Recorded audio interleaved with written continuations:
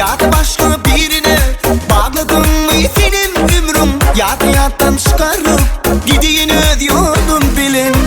Vah oğlum zayıfsın, sen gönlüme değmegin. Yandım şulan gülü, susuz şöyle koymay.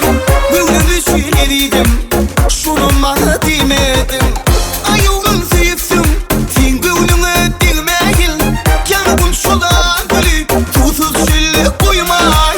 Gönlümü şüheliydim, şunu bana demedin.